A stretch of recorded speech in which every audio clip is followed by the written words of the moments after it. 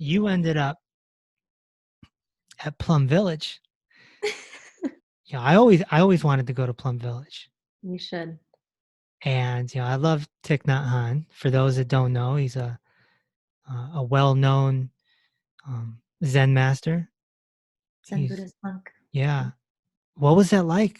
I was there 2 weeks, and arriving there was like arriving into a whole new world where we were on planet Earth, but it's this utopia, Yeah. and it's unbelievably beautiful, unbelievably simple, Mm. raw, and yet there's such a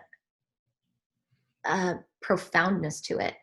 And it was interesting because everything was a meditation, and that ultimately became my biggest takeaway still Yes. to this day, was that Yes. there was a working meditation, there was an eating meditation, there was a walking meditation, there was a meditation, there was, I mean, honestly, a cleaning meditation. I will never forget the one working meditation assignment me and a couple other women got, and we had to uh, basically take down this, it must, I'm bad with measurements, but I mean, it was this thorned bush that went along the entire entrance road. Mm. It was no small feat. And it was just three women with machetes, basically, and with this thorn bush. To this day, I have never been so sore in my entire life. And it was also the most humbling experience because it was so painful and we were getting so scratched up because it was this thorn bush that we were bleeding. We were extremely sore. We were extremely hot and tired. It was under the blazing sun. And you got to a point, you got to this threshold where you just couldn't do anything but laugh hysterically. Right. Yeah. And you completely surrendered from your ego into your heart. Yeah. And it was, I mean, I'll never forget that moment because, I was joking. I was like, if my parents knew that I was paying money to stay here, albeit a very small sum, Yeah. and doing this kind of laborer's work, Yeah. Yeah. Yeah. they would have me do so much more at home. Yeah. Yeah. That's part So of it. I was constantly learning how to still my mind and realizing how unbelievably loud it was.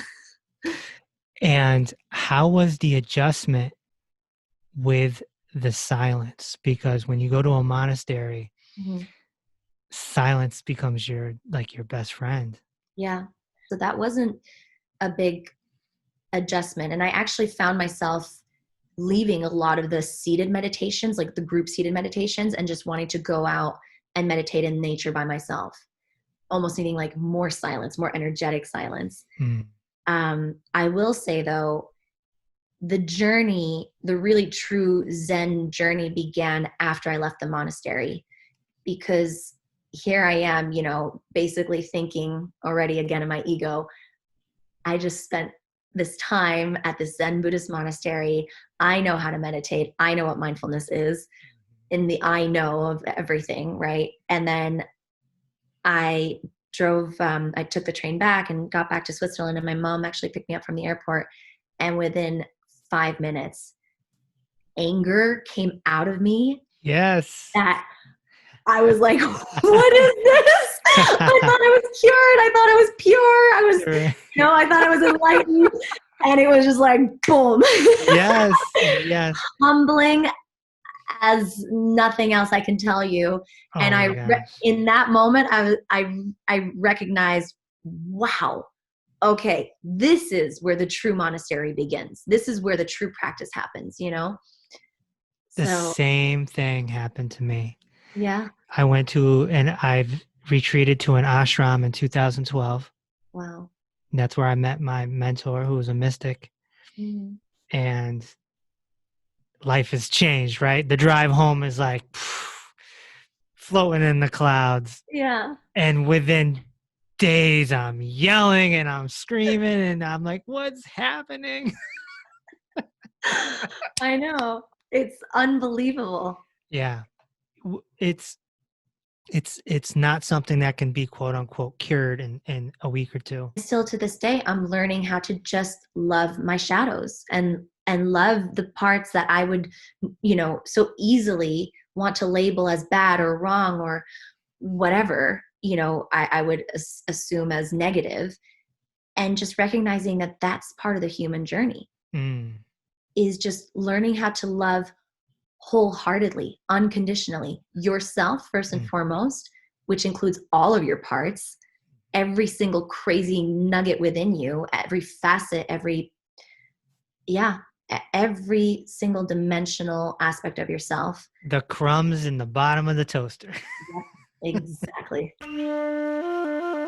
You just heard a clip from the Inner Peace with Dr. Reese podcast.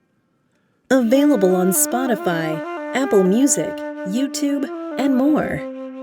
Subscribe today and move a step closer to liberation.